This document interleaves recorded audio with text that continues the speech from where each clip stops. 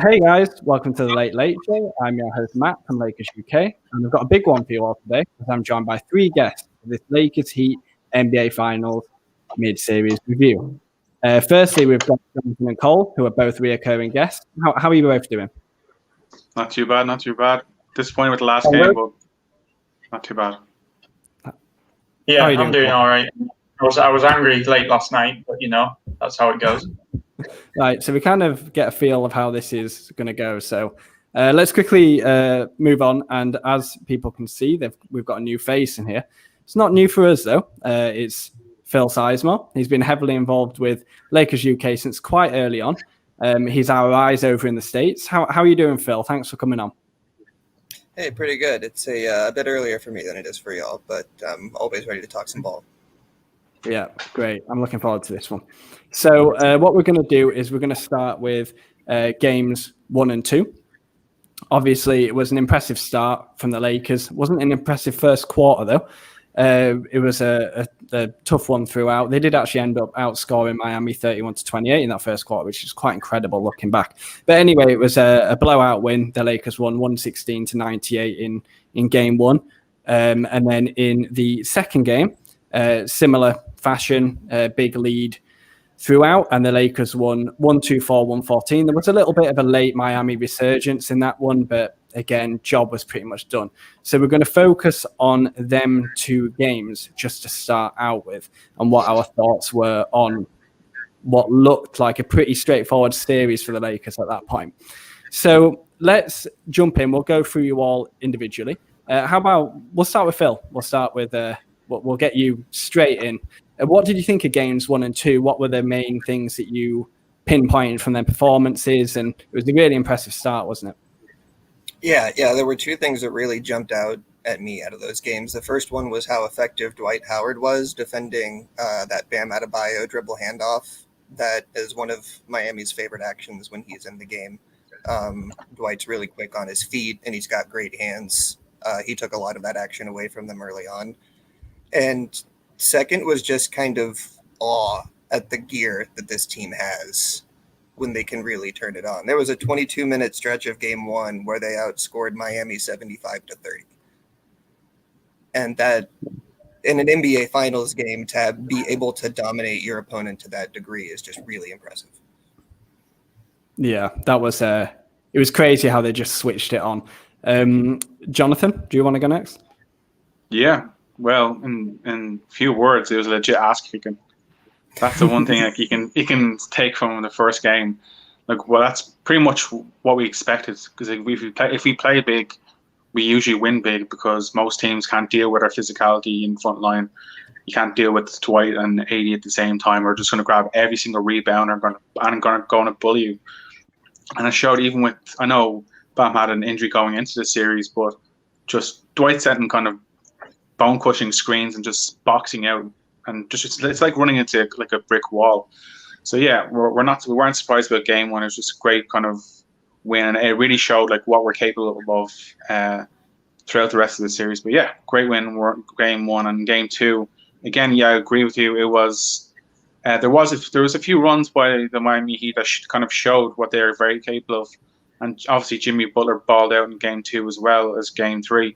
But yeah, it was just. We showed our quality in both them games, and if we can keep it up going forward, I think we have a good chance of winning the rest of the series. But yeah, so far so good in game 1 and game 2. Game 3, a bit different, but yeah, the first 2 games were pretty good.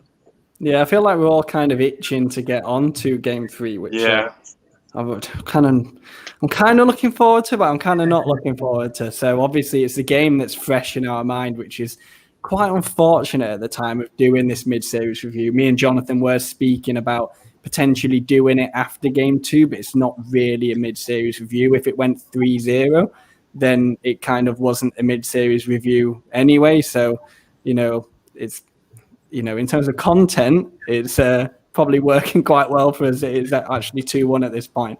Cole, what did you think of games 1 and 2? Anthony Davis played really well as well, didn't he? Yeah, it was. AD showed up ridiculously well for his first finals. Him, Rondo, and LeBron showed how easily they could break down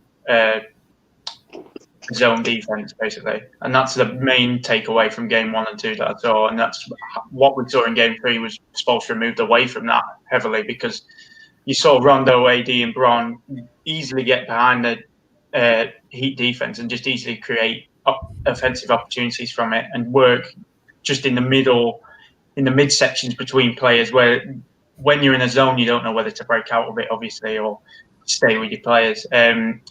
Game 2 was interesting because we shot a hell of a lot, like a hell of a lot. But we managed to keep them at arm's distance all the way. The only time the game was tied was at 8-8 early in the first quarter, obviously. And AD went off in game 2 as well with 15 or 20 shooting. While LeBron was on the bench in the third quarter, he went nuts. And he really did carry us both game 1 and game 2. Obviously, game 3 was a bit of a different story. He struggled to get involved. But for game 1 and game 2, we looked well ahead of this team. And game 3 was a bit of a disappointment last night, obviously, but we'll get on to that. Yeah, I think AD was just completely dominant out there. Just actually looking at the box score now, 34 points in game 1. 32 points in game 2, but he had that incredible stretch where he was literally shooting at like 95%, for like practically half of the game. Just everything he was hitting was going in, and it was incredible to watch. For the guards, Danny Green, KCP aren't really showing up at the moment, and they didn't really in game 3. Well, they definitely didn't in game 3, which was quite disappointing. Same with Kuz as well. He had a very good game in game 3, but in games 1 and 2, it was kind of a bit passive, especially in game 1, 3 points. We just need a little bit more from him. I thought when Dwight was in the game at the start of game 1, I thought we looked a little bit slow, to be honest. But when we ended up going small and we got Markieff in the game, we really just dominated them. And I think I was probably a little bit guilty of kind of thinking, oh, this is a bit easy, isn't it? Like, this is a lot easier than I was expecting it to be. And thinking that was going to continue on. Obviously, I knew that the Heat were capable of hitting back, and obviously they did. Anyone want to add anything in games 1 and 2? I see you all itching to get onto game 3, aren't you? Yeah, I have a little bit of something to say about kind of game 2. Game 2 really showed what they could be capable of. Like, obviously, we've seen what they did in game 3, but you could see for prolonged periods of time what they were capable of in game 2. Constantly keeping within touching distance, constantly kind of trying to get the Butler trying to get the likes of Duncan Robinson or Tyler Hero or Kelly Olynyk, trying to get them all involved, and kind of maybe realizing that they could be missing Dragic for the rest of the series, or they could be missing Bam Adebayo for maybe potentially even game 4. It's probably likely he gets a start in game 4 at this period of time because he's gotten enough rest. But yeah, I think Butler really kind of showed kind of MVP caliber form in game 2 and 3, just flirting with a triple-double in both games. But yeah, it's just, I think that the signs were there that something was going to happen in game 3 if we didn't kind of switch on from the get-go. You could see that even though they lost game 2, they had some confidence going into game 3. They realized we're capable of kind of sticking in kind of punching distance away from the Lakers if we can just play as a team. And it's going to be like a real, like now we're in for a real fight. We have a legitimate kind of series in our hands, whereas we kind of thought after games 1 and potentially after game 2 that this is going to be a cakewalk. But no, fair play to Miami Heat, great organization. Eric Spoelstra making some great changes. So yeah, game 3. And it really shows you how far they can get on effort and intelligence, because they haven't had the most talented roster in a series they've been in since the first round. Milwaukee's a more talented roster. Boston's a more talented roster. Lakers are clearly the more talented team right now. But they are very smart about how they go about their business. Spo is, I think, the best coach in the league. He always puts his guys in positions to succeed, and eventually it works and you break through. And I think that's what we saw in the end of game 2 going into game 3. I think the interesting thing is that if you look at game 2 and game 3 on a stat sheet, they're almost very similar, but AD didn't show up, basically. and we can all see why AD didn't show up in Game 3 and the fact that he was in early foul trouble. He never got any kind of rhythm. But in Game 2, he obviously did show up, and that made all the difference. The difference between 15 points and 32 points on the box score is the difference between winning and losing. Miami played the same game relatively. In Game 2, they scored 114 points. In Game 3, they scored 115. We just scored 20 less points at the end of the day. And AD makes up them points for us offensively. Yeah, I think to wrap it up before we move on to Game 3, I think one thing which I didn't mention, but Jonathan alluded to, was the injuries to Dragic and Adebayo. Like, obviously, we want the Lakers to win a championship, and obviously that makes the pursuit of a championship a lot easier. But we do want to see the best be the best in the NBA Finals. We don't. It's quite sad to see two vital players for the Miami Heat sitting out. And I don't know about you guys, but you know, in terms of being a Laker fan myself, I want to do it properly. I want to beat a full strength Miami side. So hopefully, I think Dragic is probably out for the series. It looks that way. But hopefully Adebayo is back, and we can lock horns with a relatively full strength Miami team. Still very, very confident that the Lakers can get the job done.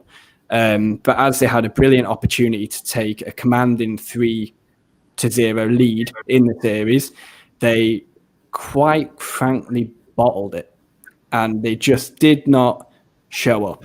You win Game 3, you practically won the series. You go 3-0 up, you practically won the series. That was what was on the line.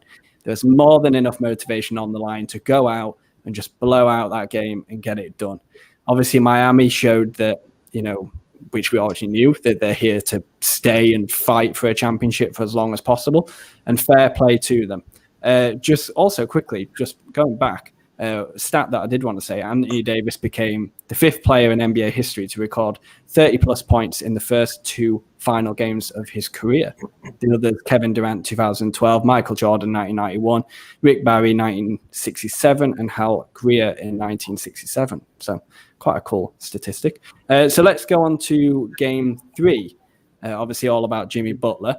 Let's get... Jonathan, do you want to lead this one off? What did you think of Game 3? All of a sudden, as soon as I said that, I was thinking, is it probably a good idea to get Jonathan to start off with this one? But I think I've already thrown myself into that. So, yeah, everyone brace yourselves. Jonathan, do you want to get started? Game 3, what went wrong? What went wrong? I've had a bit of time to calm down. Last night I was not calm whatsoever. I can vouch for that on WhatsApp. Yeah, I was not calm whatsoever. I've had like a cup of tea. I've relaxed. So now I'm kind of zen. I'm kind of Phil Jackson right now. I'm nice and zen. But yeah, straight away, the one thing that was abundantly clear from the get-go was just a serious lack of aggression. The aggression that had been there in Game 1 and Game 2 from the Lakers just was not there. And obviously, AD getting in foul trouble very early potentially just destroyed us as a team, because I think it just showed how much we rely on AD to kind of win games in this series. As soon as he went off, we were expecting LeBron to take over, and yeah, he had a decent stat line for the game, but yeah, it was the starters not making shots, the bench guys really bailing us out to a certain extent. The Miami Heat playing unbelievably. A career game for Jimmy Butler. Absolutely. I can't see him possibly playing any better than that. But yeah, it seems like everything went wrong for us and everything went right for the Miami Heat.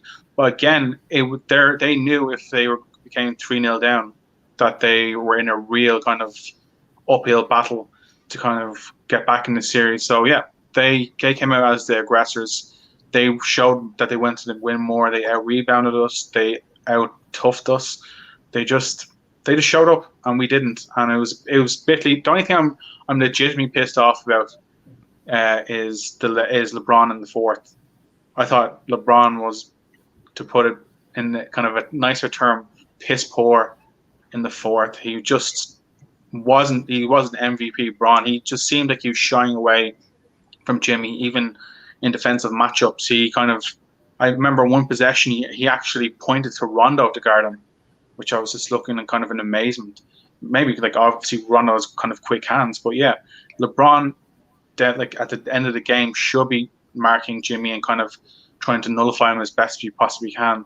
But yeah, it was a very, very bad game for the Lakers. There's 100% room for improvement, and the one thing that the Lakers have proven to themselves, anytime they've lost a game in the series, in any of the series, they always come back a lot stronger.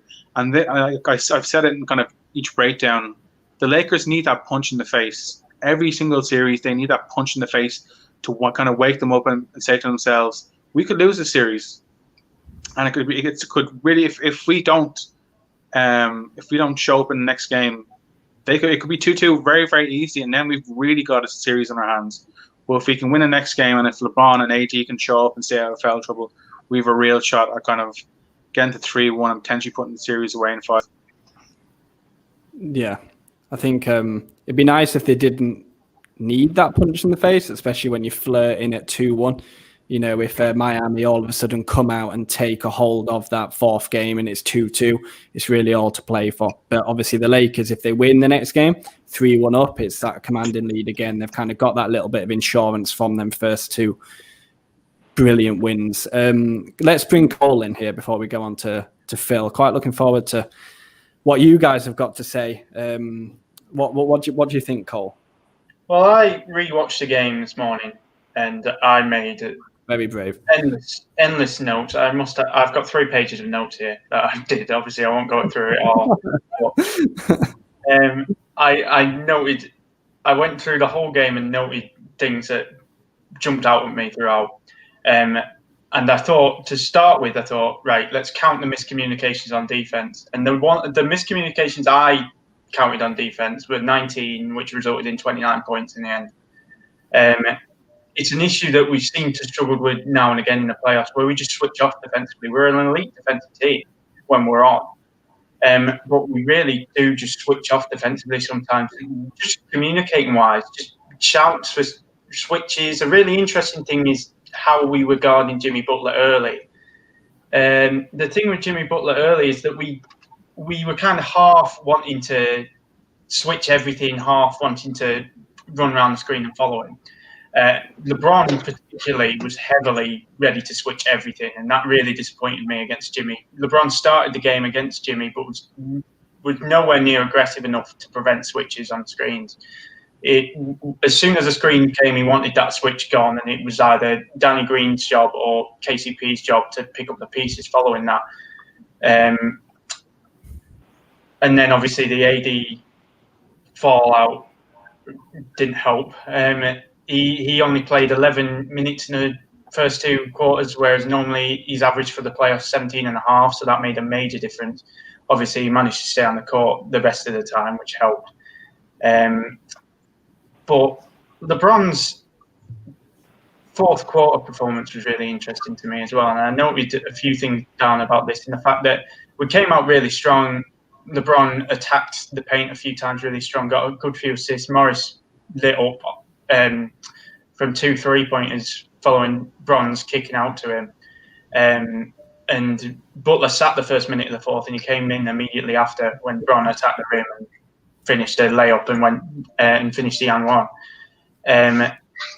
But continuously throughout the fourth quarter, I kept writing with timestamps. The decision to continue to blanket switch Butler has been awful, because we're switching when we don't need to.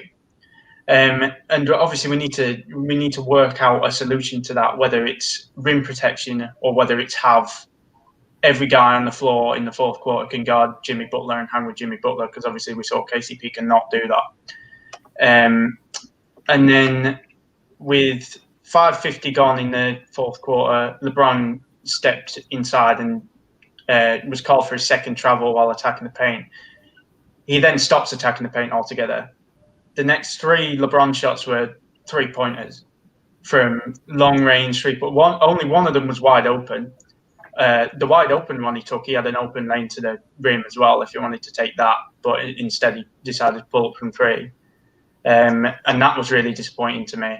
And also an interesting point is that we didn't get AD the ball at all in the fourth quarter. We didn't even try and push it. We didn't even try and post him up at any point and throw him an entry pass until with 2 minutes left in the game. By then, the game's almost already gone.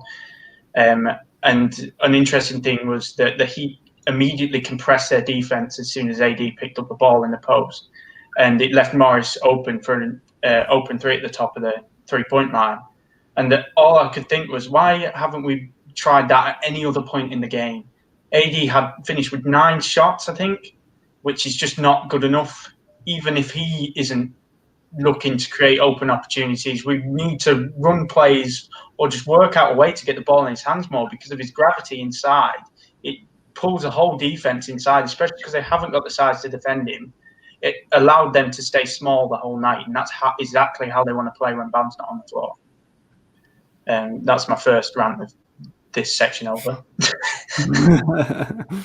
Well, what we'll do is we'll move over to Phil. Obviously, there is an opportunity for this to kind of carry on a little bit further, which we will open up, as I'm sure Phil will probably bring up some great points, as Cole did, by the way. Like, your breakdown of the game reminds me of when you did them articles, them like greatest Lakers of all time articles, where you break down like different games and things like that. You really got a good eye for it. So as we move from one good eye to another good eye, Phil, what did you think?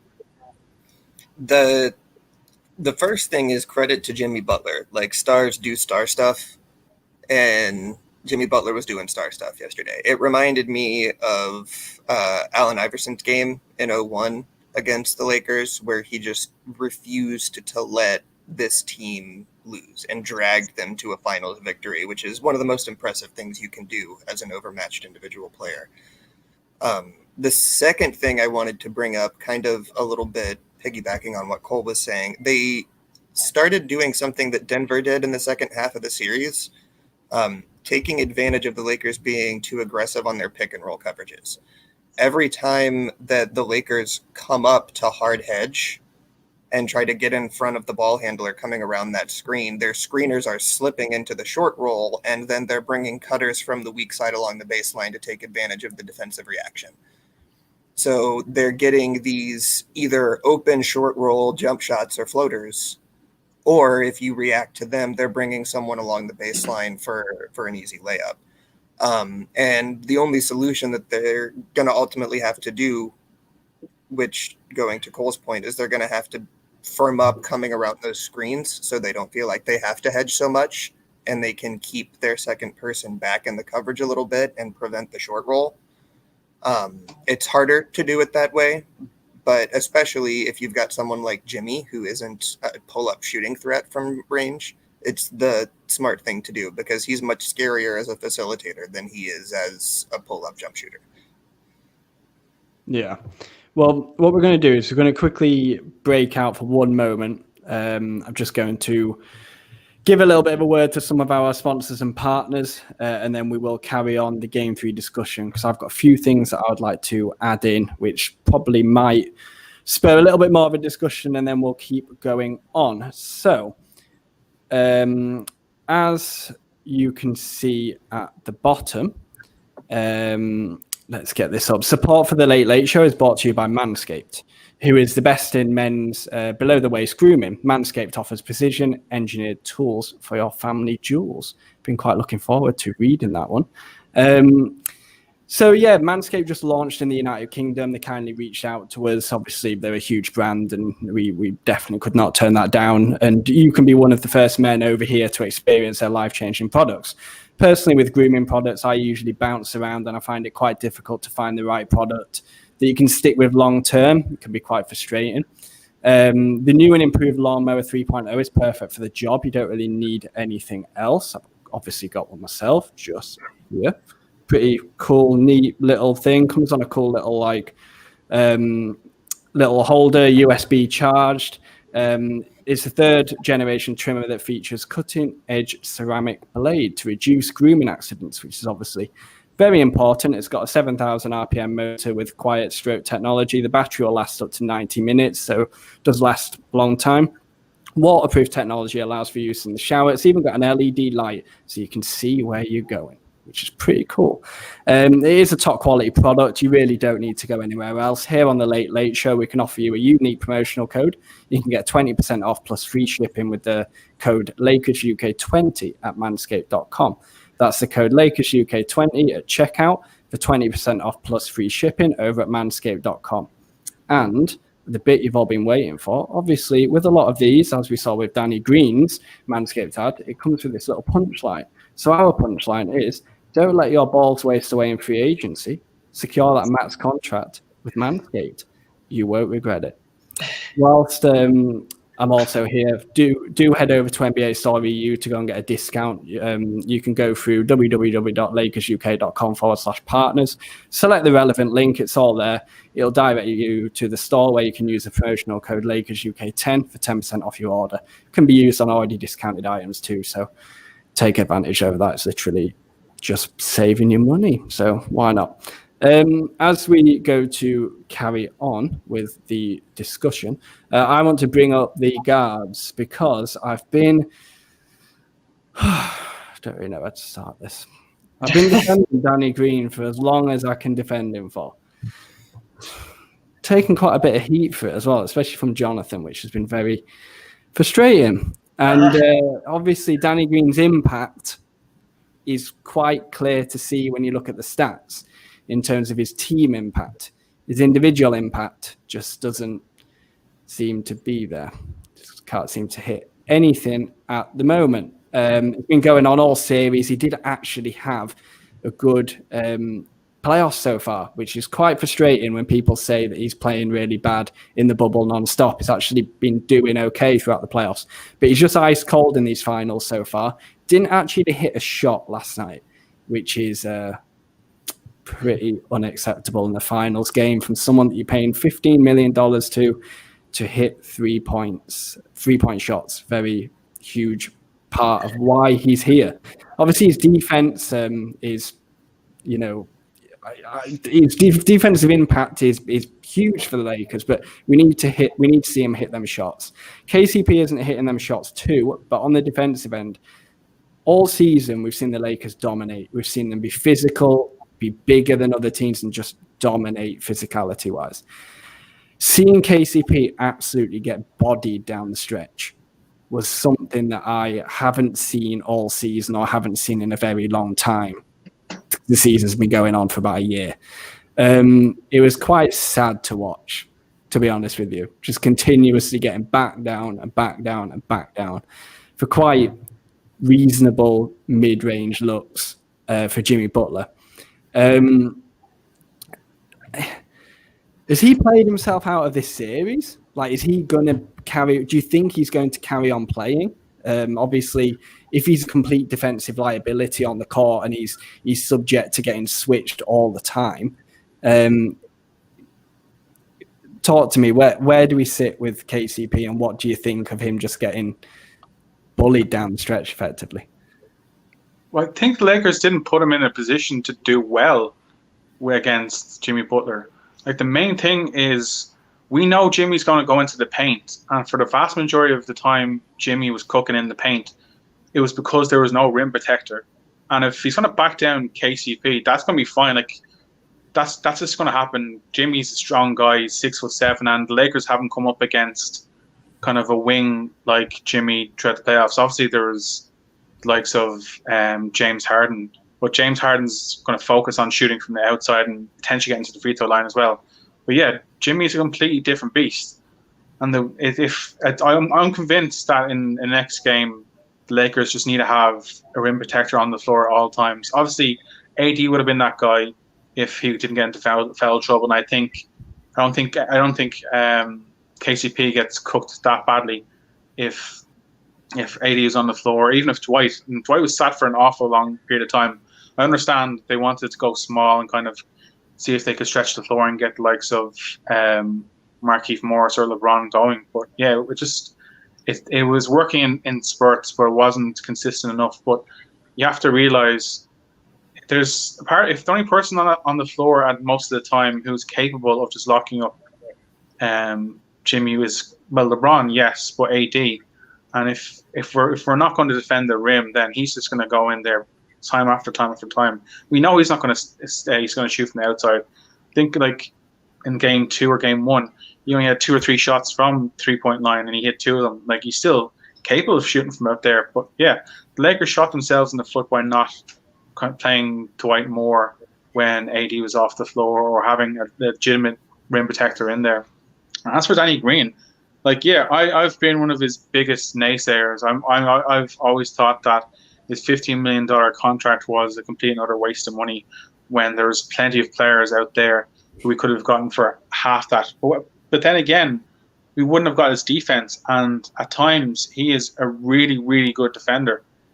And yet the thing is, I think he must be injured at this moment in time, because there's when KCP is getting cooked like that, Danny Green definitely should have been brought into kind of the fray to kind of give KCP a bit of respite and see if he could slow down Jimmy. But yeah, I actually think Danny Green would be better suited right now, maybe coming off the bench and kind of rolling with likes of Kuz and Morris and Rondo, kind of maybe see if he can kind of get his form going from the 3-point line in that regard.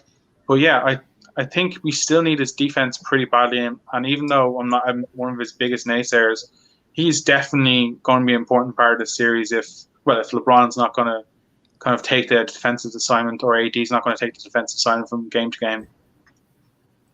Yeah.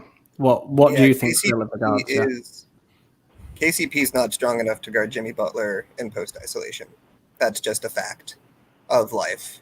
And the Lakers, I agree with what Jonathan was saying about rim protection, because usually you can let him get back down, because that rotation coming from the rim protector has enough time to get there. In the absence of that, you just have to bring another guy and get it out of his hands. I think part of fixing that, again, going back to what Cole was saying, is tightening up when we switch to make it so that they can't hunt KCP the way they want to on those switches and get him back down. But yeah, rim protection is going to be a huge thing. And you guys know I am Danny Green's defender in the group chats.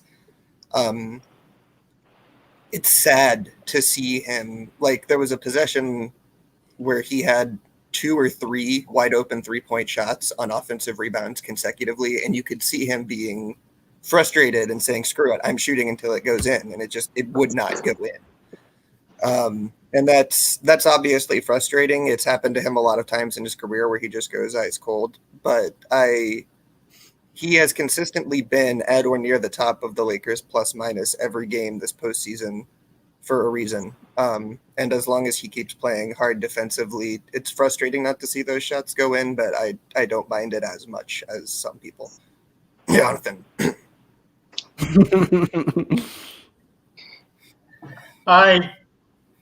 I believe in Danny Green. I stick with Danny Green. I'm going to say it. I think next game's Danny Green's game. No, but in all honesty... That's the last 10 games. Well, in all honesty, his defense is so important to us. It showed in the Nuggets series. I think he had 2 blocks. Was it in Game 5 he had 2 blocks? His defense is massive. His finals experience is massive. His shooting is obviously normally massive. Obviously, we're still struggling with that, but also he still holds the gravity of a 2-time NBA champion 3-point shooter, and that's the thing at the end of the day. Especially when you've got players like Rajon Rondo and LeBron on the floor, even though Rajon has been lighting it up from 3. You need that kind of spacing on the floor, and you need players that you can trust defensively on the floor to make things go. And I still believe that if there's an option for a player to double LeBron or stay with Danny Green, they'd much rather try and stay with Danny Green than run a double at LeBron. If a double is run at LeBron, then the ball is picked out from him and he takes an open shot. Obviously, if he misses the open shot, that's a waste of a possession. But at the end of the day, it's an open shot. And I do believe that they will start going in. Obviously, it does look like he's playing with some sort of injury, because it just doesn't make sense how cold he has been. Although he didn't have a good finals last season either against the Warriors, and Whether he's necessarily a finals player or not is a different question, but I think he could easily show up and get hot from three quite easily. He's that type of player. As for KCP, this is somewhat attracting the fourth quarter as well. Butler had 4 possessions where KCP was switched on to him. That ended up in 6 points. One of the possessions, I think Butler passed out of it, and it ended up in a Tyler Hero open 3 that he missed.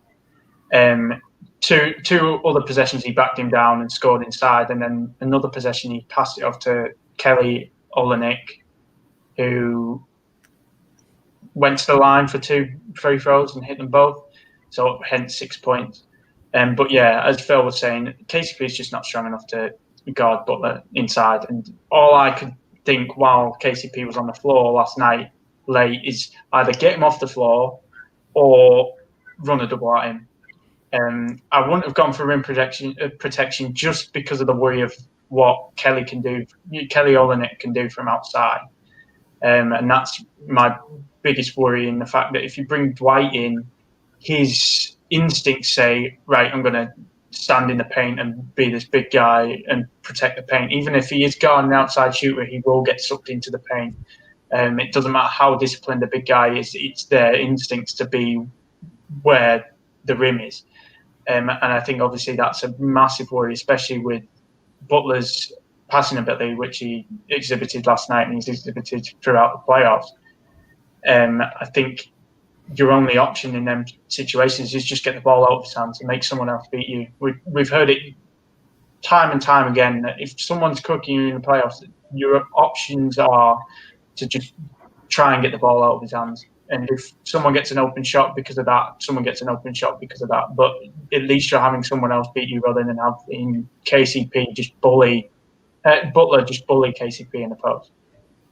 Yeah, I think as we look to kind of like wrap this up towards the back end of this episode, I do have to give huge shout outs to Kuzma and Markieff Morris last night, who both had 19 points a pop. It's just a shame that their bench contributions came in such a off game for the Lakers, but especially for Kuzma, absolutely delighted to see him perform that way. If he can get a little bit of consistency in that regard moving forward, that will be absolutely huge and really will quieten the doubters. Markieff always had that belief in him, to be honest with you. I think he's been an absolutely excellent pickup for free as well. Just remember that, the Lakers didn't trade for him. The Clippers traded for the wrong brother, and they're out of the playoffs, just to add that in there.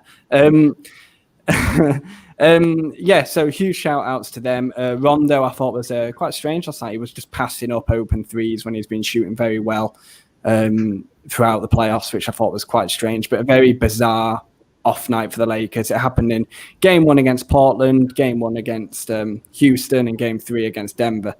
So it's obviously happened in game 3 against the Heat as well. So hopefully there's some adjustments happen, and the Lakers haven't lost back-to-back games in the playoffs this year. So hopefully that continues and they hit back, which leads us on to the last segment. How do you think the Lakers will hit back? Will there be adjustments made? Do you think they can just kind of stick it out and hope for similar to how they won games 1 and 2? What do you think? And then also on the end, add on your little bit of a prediction. How many games do you think it'll go? Let's get Cole straight back in. He's got the hot hand, So what do you think? Any adjustments to be made, and what's your prediction to round out the series? I think the obvious thing is that LA need to work out a way to slow Jimmy down. And obviously that comes in what we've discussed largely in this podcast, in that how Phil explained so eloquently with his basketball talk that I'm not gifted with, unfortunately. But just show him something different. Don't allow him to dictate how we're going to defend him. Especially down the stretch, because Jimmy worked out our defense straight away last night, and from then on he was tearing us apart. And that's a massive one. I think LeBron has to be better both down the stretch and in defending Jimmy. He just didn't seem to want to defend Jimmy at all. He was looking for the switch whenever it came. He was dropping back whenever it came. It was strange from LeBron. It didn't seem like him for some reason. And then obviously the last one for me is to try and get AD the ball more, even though he didn't get into the game very easily, obviously, because he only played 11 minutes, whereas normally he's used to playing 17 and a half in the first half. But down the stretch, when our offense was stuttering, I think a couple of just posting up AD and just letting him go to work and seeing what space it created would have helped our offense incredibly, especially when they went small. Without AD playing the way he's played in the first two games, it allows the Heat to play exactly how they want to play while they haven't got Bam. They want to be able to go small and not worry about Anthony Davis in the paint. And if we allow them to do that, then they could very easily beat us in Game 4. So yeah, what do you think? And then a prediction. Yeah. I'm still gonna go with 6 games. I think I'd like to say 5, but the thing is, I can see the Heat, especially if they can get Bam back in Game 4. Hopefully, they won't win Game 4 because then it's a 3-game series. But if they can get Bam back in Game 4, it depends what Bam is like health-wise, obviously. But I could see the Heat taking another game off these Lakers unless they get it together and finish these 2 games comfortably. Yeah. Phil, what do you think? What Cole said, I also would really like to see them go back to the zone that they were using against Houston at times when Miami tries to go 5 out with Olynyk on the floor instead of Bam, because they can treat Jimmy the way that they treated Russell Westbrook in that zone and sag off of him to fill other gaps because he's not going to want to take those open threes and he's not going to make them at a high rate. So I would like to see something like that if Miami is going a little bit smaller or stretchier without Bam on the floor. In general, you guys have heard me say this half a dozen times already. Vogel is an engineer. He's not a theorist.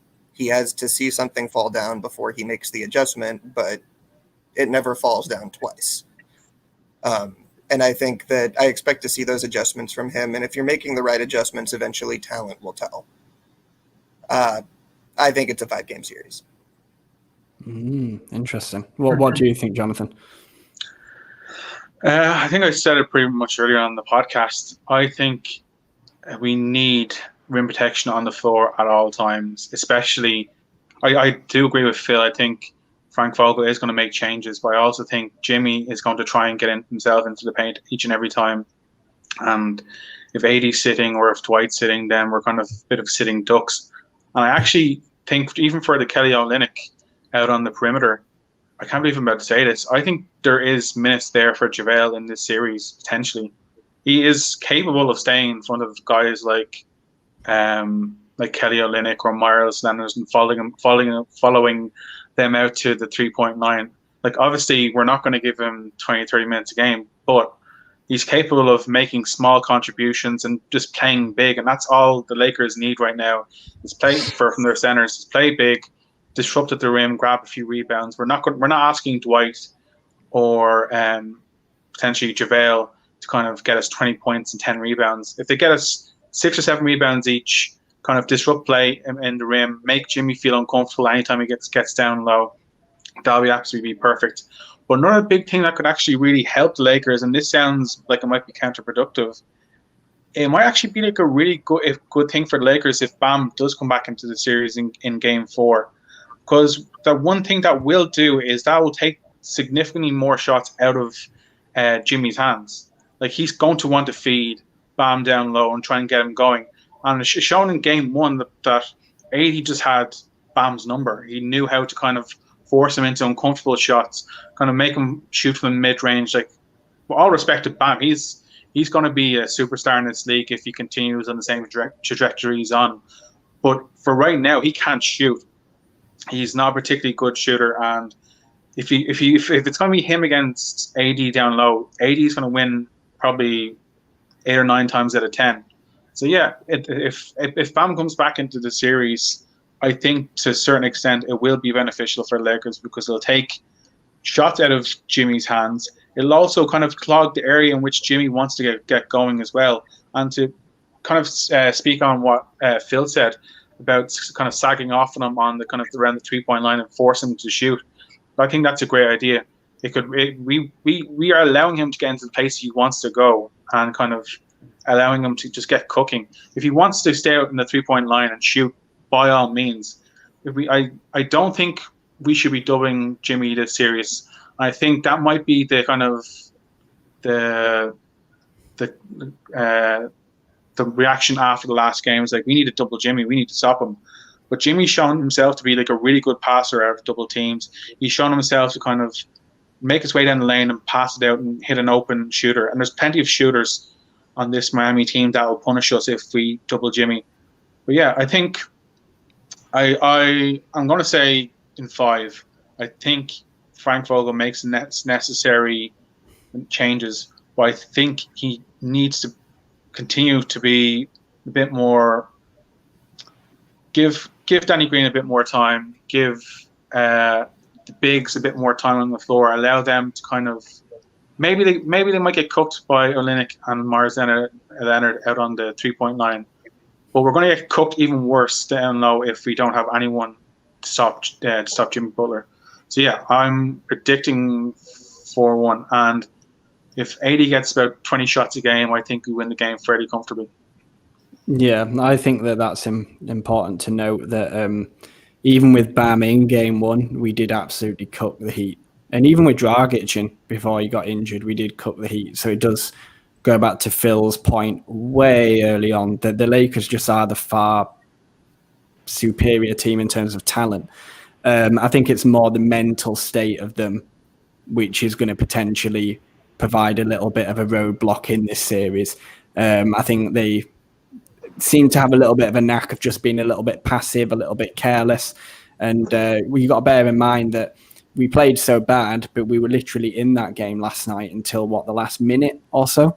And that was playing so poorly. And they did actually take a lead with 4 or 5 minutes to go. So it could have very well been a different result if things had fallen in place, really, which is quite incredible for such a poor performance. I think the main thing is just getting AD going, to be honest with you. I think if we take care of ourselves, we can beat this Miami Heat team. I think Jimmy Butler's huge, and I think Phil's point of kind of, sagging him off towards the 3-point line and doing a Russell Westbrook on him is huge. But I think if we just get AD back into this game, and LeBron, I don't know if he's ever been called for 2 travels in a row. I don't know if he's ever been called for a travel, to be honest with you, which was quite incredible. But he did have a few careless turnovers. There was one where it got nicked out of his hands from behind just because he was a bit lethargic. So I think if this Lakers team tune in mentally, they realize that the job is not finished, which they keep saying. I still think the Heat will take another game. I agree with Cole with that one.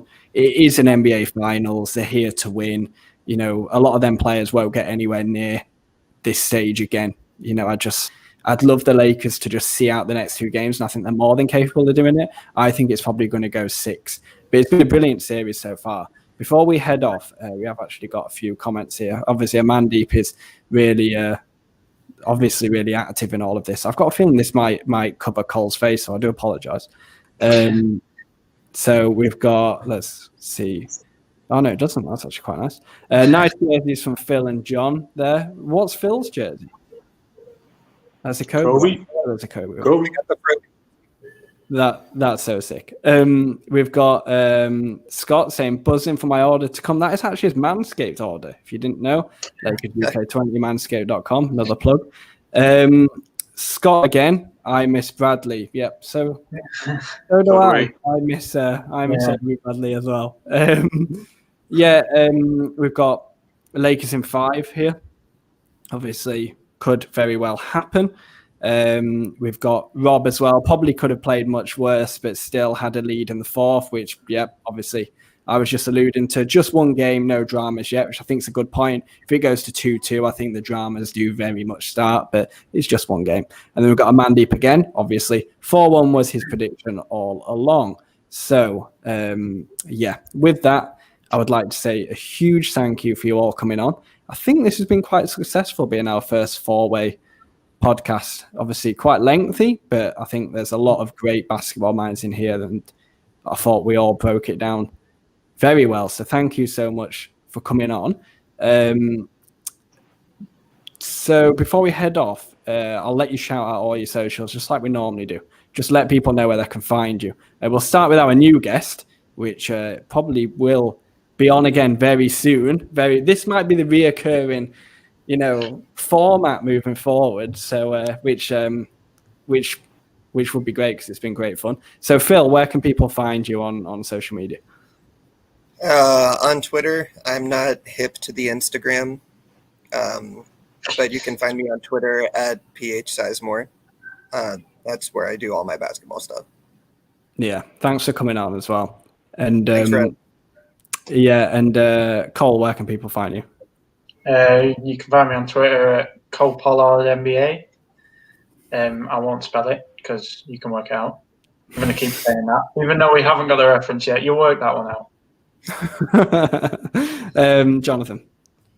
And I'll spell mine out as Jonathan K NBA, JONATHANK NBA.